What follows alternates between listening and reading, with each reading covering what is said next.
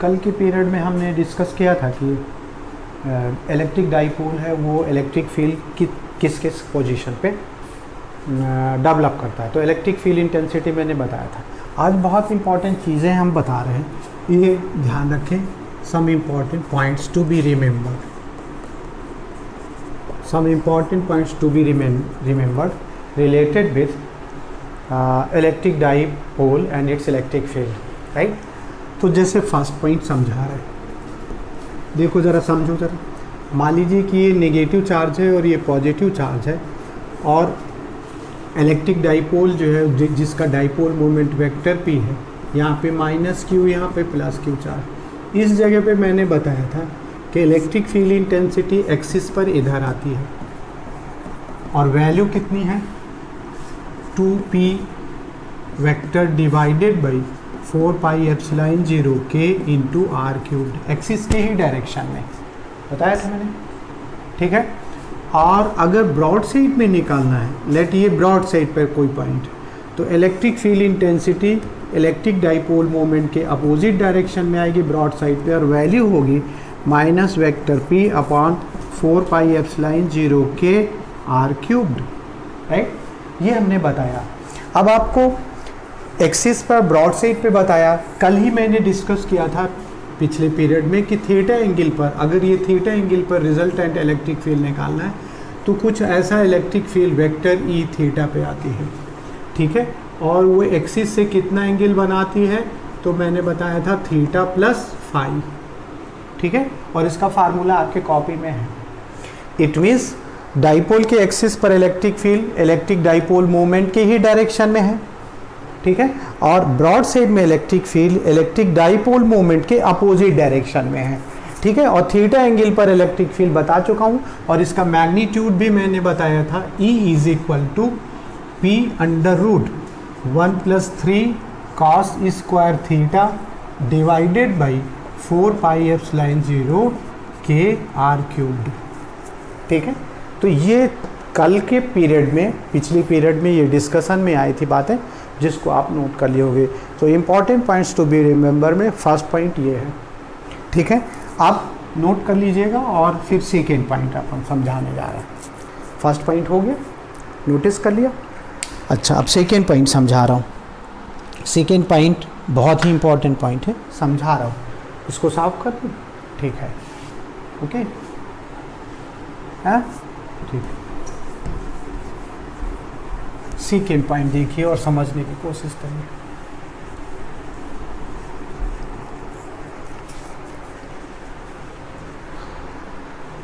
Second point मैं समझा रहा हूँ, जो कल electric field intensity due to dipole, short dipole में है, तो उसमें हम समझा रहे हैं कि if electric field intensity on axis is same as on broad side. अगर मान लीजिए कि electric field intensity on axis is same as that of electric field on broad side, तब क्या होगा, तो ध्यान करिए जरा। मान लीजिए कि electric field on axis numerically equal to electric field on broad side, तो 2p अपॉन 4πε0 के a क्यूब्ड, मान लीजिए एक्सिस पर a डिस्टेंस पर न्यूमेरिकली सेम है, सो p अपॉन 4πε0 के b क्यूब्ड। सपोज कर लिए एक्सिस पर a डिस्टेंस पर इलेक्ट्रिक फील्ड और ब्रॉड साइड में b डिस्टेंस पर इलेक्ट्रिक फील्ड के इक्वल है। देखिए सॉल्व किया तो ये आ जाएगा a cubed upon b cubed is equal to 2। It means a upon b is equal to 2 to the power 1/3। ये इम्पॉर्टेंट, ये कंपटीशन में आ चुका है, स्कूल के एग्जाम में आ सकता है। आपको रिमेंबर करके रखना है कि अगर electric field intensity on axis is same as that of electric field on broad side at distances a and b, तब ये आ जाएगा। लेकिन अगर बच्चों इसी में थर्ड पॉइंट हम समझा रहे हैं, सपोज करिए कि इलेक्ट्रिक फील्ड इंटेंसिटी एक्सिस पर ब्रॉड साइड में सेम डिस्टेंस पे सर्च करें, then if dipole is short and strong, electric dipole क्या हो जाए, शॉर्ट और स्ट्रॉन्ग हो जाए, then electric field intensity on axis is double of electric field intensity on broadside at the same distance.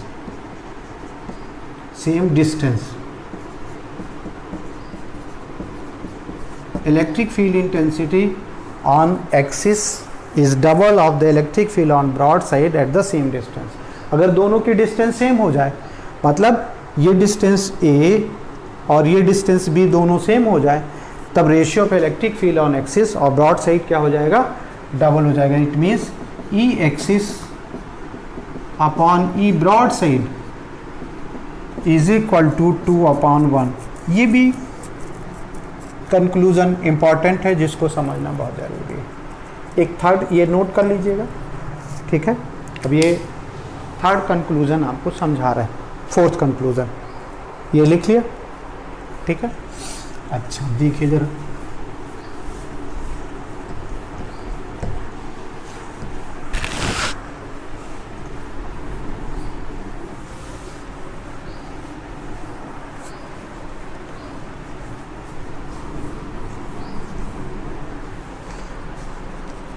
Suppose करिए हम आपको एक कंसेप्ट और दे रहे हैं, फोर्थ कंक्लूजन दे रहे हैं. If dipole is short and strong, मान लीजिए डाइपोल शॉर्ट है और स्ट्रॉन्ग है, and electric field intensity eight an angle theta is perpendicular to vector p.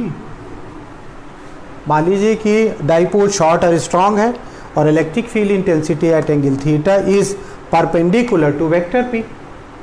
It means ध्यान करिए जरा, ध्यान करिए, कल बताया था मैंने.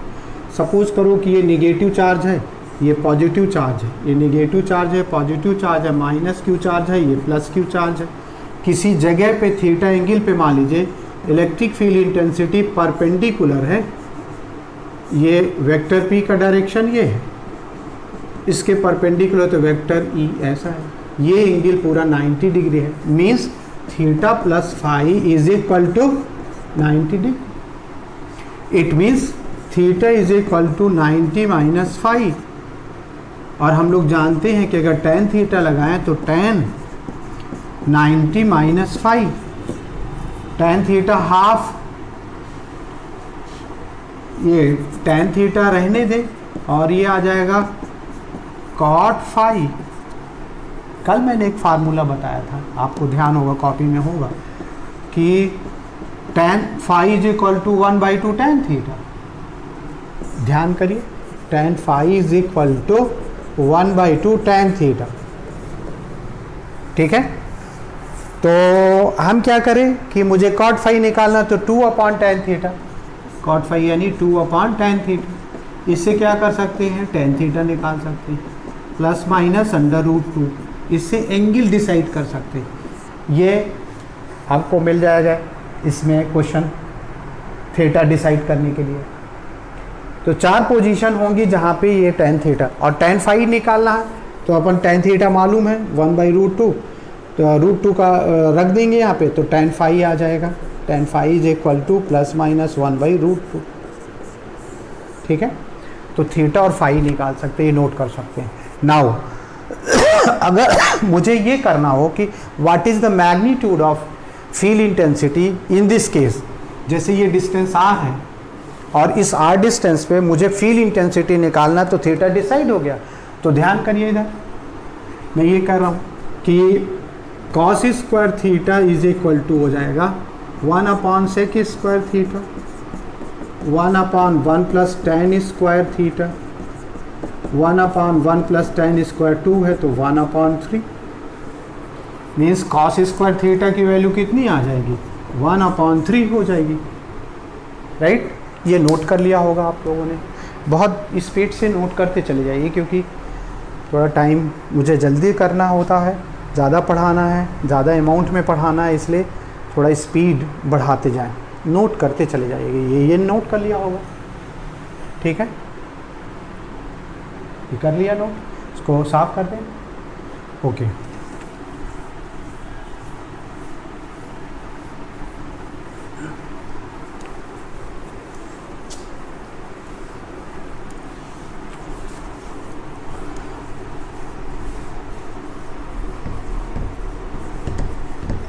अगर मान लीजिए वैल्यू, इस केस में मुझे इलेक्ट्रिक फील्ड इंटेंसिटी की वैल्यू डिसाइड करनी है कि न्यूमेरिकल कितनी वैल्यू है, then in this case electric field intensity will be P under root 1 plus 3 cos square theta divided by 4 pi epsilon 0 KR cube.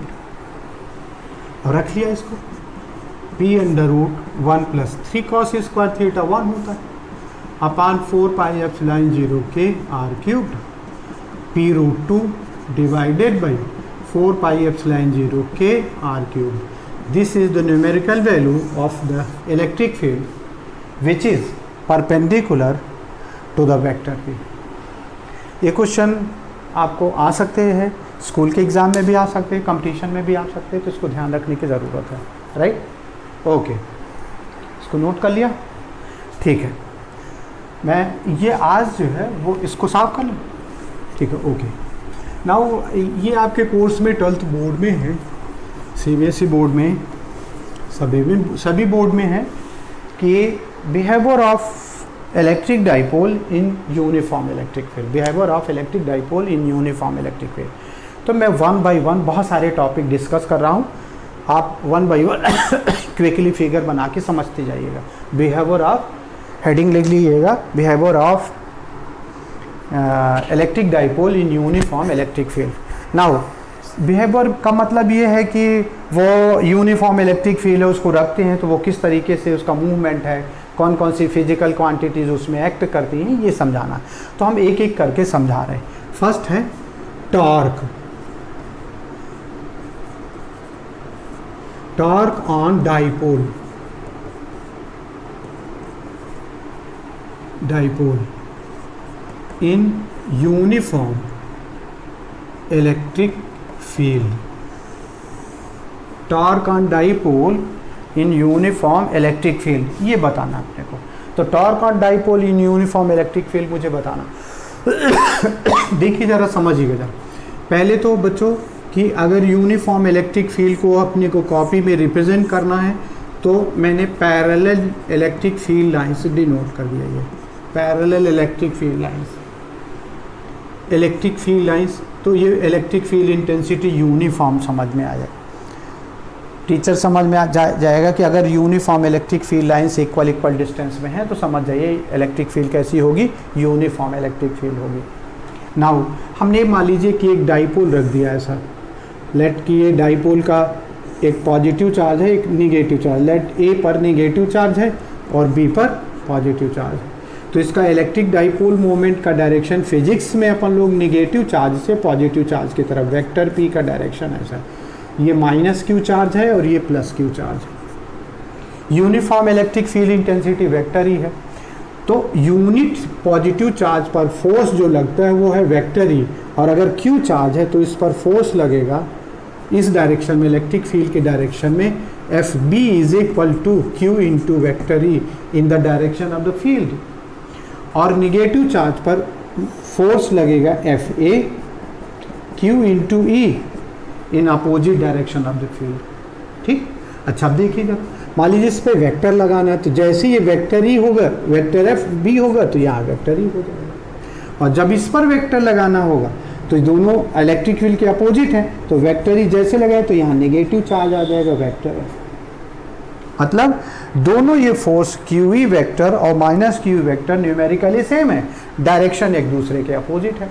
Late vector P और vector E इन दोनों के बीच का जो एंगल है बच्चों थीटा है। सपोज कर लो ये एंगल थीटा है, तो ये वेक्टर P वेक्टर E के बीच का एंगल थीटा में देखिए जरा, यहाँ फिगर में देखिए, मैंने इसको इधर प्रोजेक्ट किया, यहाँ से उठा के परपेंडिकुलर मार दिया, तो ये मान लो पॉइंट C है। अगर ये वेक्टर ये थीटा एंगल है तो ये वाला भी अल्टरनेट एंगल थीटा हो जाएगा। ये लेंथ डाइपोल मोमेंट जब हम लोग कल डिसाइड कर रहे थे, तो dipole moment vector P is equal to Q into 2L vector, कोई भी एक charge into effective length. QL vector का डायरेक्शन ए से बी तक। तो ध्यान करो जरा, इस right triangle in triangle ABC, in triangle ABC sine theta देखिए जरा, साइन थीटा, ये sine theta perpendicular AC upon 90 की अपोजिट साइड हाइपो AB अपन ने कितना लिया 2L, therefore AC is equal to 2L sine theta, right. AC distance यानी force FB और फोर्स FA के परपेंडिकुलर डिस्टेंस कितनी आ गई है, ये 2L sine theta. Now 2L sine theta. अब देखिए जरा टॉर्क, हमने लिखा है हेडिंग टॉर्क। टॉर्क क्या कहलाता है, torque is equal to any one force into perpendicular distance between forces, perpendicular distance between forces. It means tau is equal to force QE into perpendicular distance कितनी आ गई 2L sine theta. Tau Q into 2L आप जानते हैं numerically, कल से अपन बताते आ रहे हैं। So tau is equal to, ये क्या चीज़ है, dipole moment, P into E into sine theta. This is the torque, sometimes called couple of forces acting on dipole. Torque acting on the dipole is P sin theta. और अगर इसको vectorially लिखना है, so vectorially tau vector is equal to vector P cross vector E. This is scalar and vector. It is defined as, what is torque? It is defined as the cross product of electric dipole moment and uniform electric field intensity. Remember, this electric field intensity is external. It is not due to the dipole. It is external electric field intensity acting on the dipole. ठीक है, अच्छा, और अब note कर लीजिए इसको, फिर देखिए जरा ध्यान करिए। डाइपोल पर पॉजिटिव चार्ज पर फोर्स फील्ड के डायरेक्शन में जितना उतना निगेटिव चार्ज पर फोर्स फील्ड के अपोजिट डायरेक्शन में। आपसे पूछे कि नेट फोर्स कितना है इस डाइपोल पर, तो कहेंगे whenever a dark dipole is kept in uniform electric field, net electrical force on dipole is always zero. Electrical force net plus Q vector minus Q vector equal to zero, मगर torque लगता है। तो force क्या करता है, force एक जगह से दूसरी जगह डाइपोल को ले जाने की कोशिश करता है। नेट फोर्स जीरो है, तो जिस हमने उसमें रख रखा है तो वो ट्रांसलेटरी मोशन नहीं करेगा, मतलब ये एक जगह से दूसरी जगह यहाँ नहीं जाएगा, मूव नहीं करेगा, इस तरफ उस तरफ मूव नहीं करेगा। लेकिन टॉर्क लग रहा है, तो टॉर्क का काम है रोटेट कराना। इट मीन्स ये डाइपोल जो होगा वो रोटेट तो होगा, रोटेशनल मोशन करेगा, मगर ट्रांसलेटरी मोशन नहीं करेगा। आपके कोर्स में है बच्चों कि इसका बिहेवियर इलेक्ट्रिक फील्ड में कैसा रहता है। ये टॉर्क और टॉर्क एंगल थीटा का फंक्शन है। What is angle theta? Angle theta is the angle between vector P and vector E. This is the angle theta. And dipole moment P आपको ध्यान रखना है कि वेक्टर क्वांटिटी है, उसका डायरेक्शन नेगेटिव चार्ज से पॉजिटिव चार्ज की तरफ। इलेक्ट्रिक फील्ड लाइंस डिनोटेड है पैरेलल और इक्वल डिस्टेंस में है, तो समझ जाइए कि वो डाइपोल यूनिफॉर्म इलेक्ट्रिक फील्ड में रखा है। ठीक है, ये नोट कर लीजिएगा। ठीक है, अच्छा, बहुत अच्छे हैं, इसको नोट कर लिया। फिर मैं एक अच्छी बात बता रहा हूँ, साफ कर लें। ठीक है,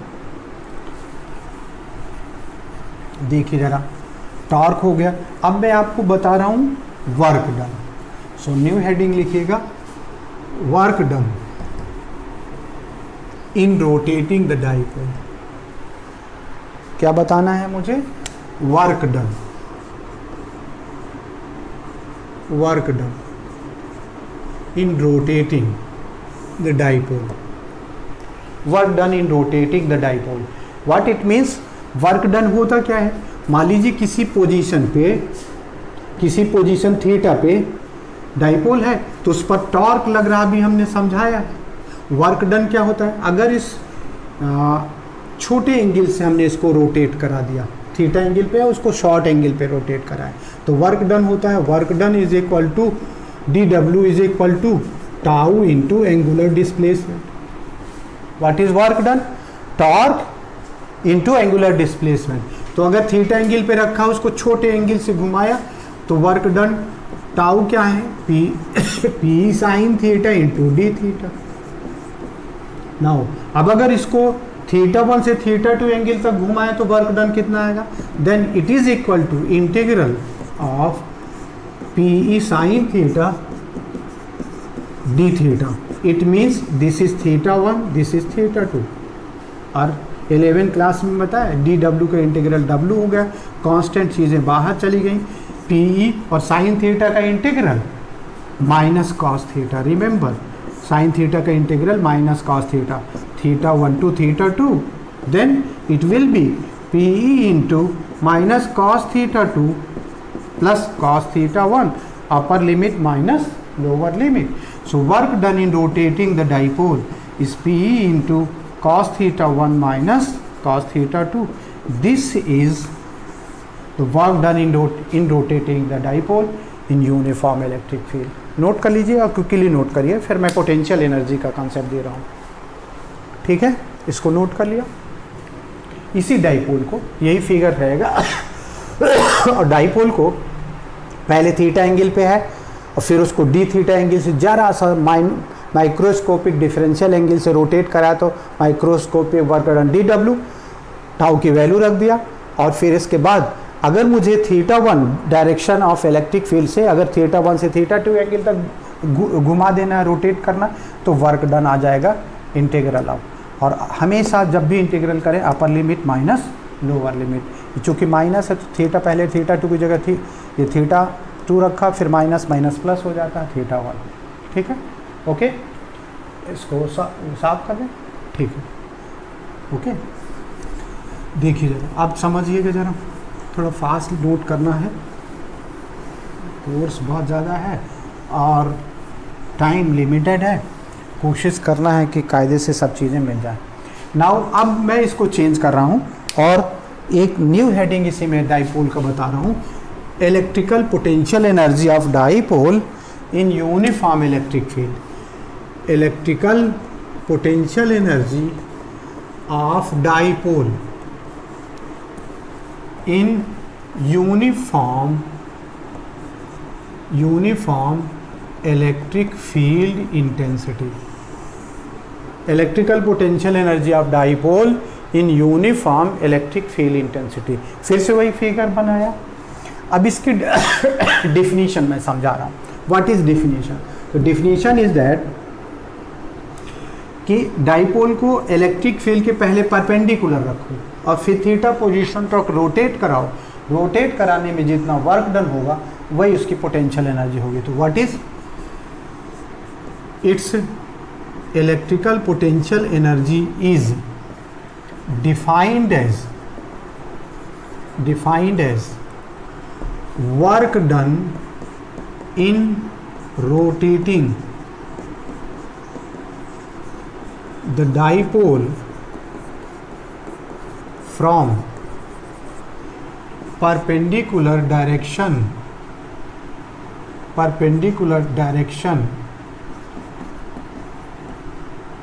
of field to the present position of dipole। ये है डिफिनीशन। क्या है? Its electrical potential energy defined as work done in rotating the dipole from perpendicular direction of the electric field to the present position of the dipole. It means its potential energy U is equal to integral, potential energy is equal to integral, कहाँ से कहाँ तक घुमा रहे हैं, 90 degree से theta position, tau d theta, 90 degree to theta tau d theta, tau की value रखा 90 degree to theta p sine theta d theta. Now constant बाहर, साइन थीटा का integral minus cos theta and limit 90 degree to theta, पहले upper limit फिर minus lower limit, so p into minus cos theta plus cos 90 degree. Remember cos 90 0, it means minus PE cos theta. This is the electrical potential energy of the dipole kept in uniform electric field at an angle theta. It can be taken as alpha, beta, etc. कोई भी एक value ले करके, लेकिन ये perpendicular position से present position of dipole. इसको कई बार हम लोग इस चीज़ को बच्चों कई बार हम लोग ऐसा भी लिख लेते हैं कि potential energy U is equal to minus vector P dot vector E in the language of dot product, PE cos theta आ जाएगा। आप चूंकि ये कम्यूटेटिव रहता है डॉट प्रोडक्ट, तो vector E dot vector P भी लिख सकते हैं, vector E dot vector P। It indicates that कि स्केलर क्वांटिटी है और इसको minus PE cos theta 12th board में भी आ सकती है। तो इलेक्ट्रिक डाइपोल को जब बाहर के फील्ड में रखते हैं तो तीन चीज़ें हमने सिखाया, torque, work done in rotating the dipole and also it's electrical potential energy. अगर डाइपोल बच्चों फ्रीली किसी इलेक्ट्रिक फील्ड में रख दिया जाए, लटका दिया जाए, तो पहले वो हमेशा फील्ड के डायरेक्शन में रेस्ट होता है, जिसको हम लोग स्टेबल इक्विलिब्रियम पोजीशन कहते हैं। और अगर उसको थोड़ा सा घुमा के, जरा से लिटिल एंगल से घुमा के छोड़ दें, तो यूँ वाइब्रेशन करेगा, वाइब्रेशन करेगा तो 12th बोर्ड में आ सकता है, what is this time period. तो वाइब्रेशन ऑफ डाइपोल, तो न्यू हेडिंग है, न्यू हेडिंग है इसको साफ कर लिया, नोट कर लिया, इसको नोट कर लिया, ठीक है। अब मैं, ठीक है, ओके।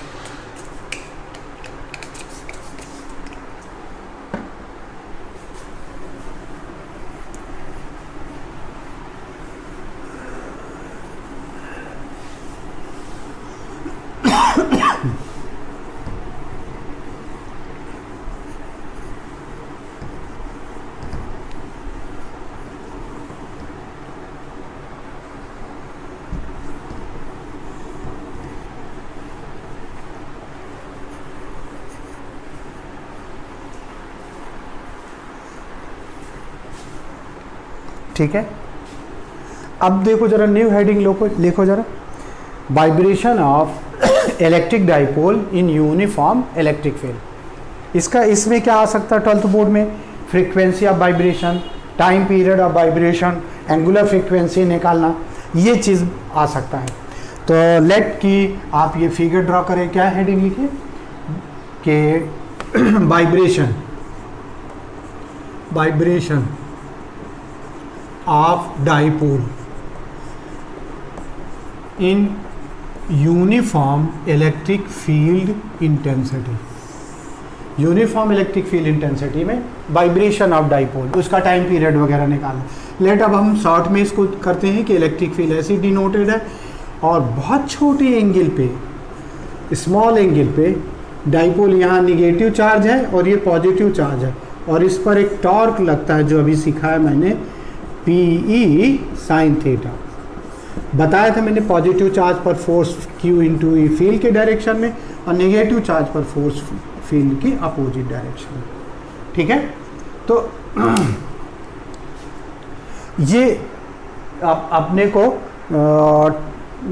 ये पोजीशन दे रखी है। नाउ अब अगर कहें कि इसको जरा से एंगल से घुमा के छोड़ दें, तो यही जो टॉर्क है ये रिस्टोरिंग टॉर्क में कन्वर्ट हो जाता है और ये वापस लाता है।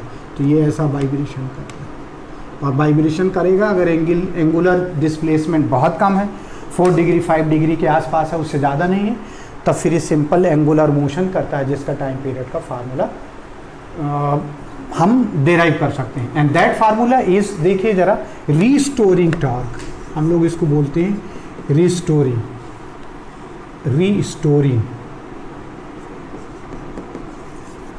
टॉर्क।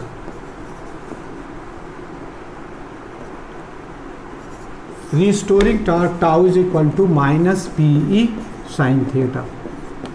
अगर थीटा बहुत बहुत कम हो, बहुत स्मॉल हो, तो sine theta is approximated to theta in radian.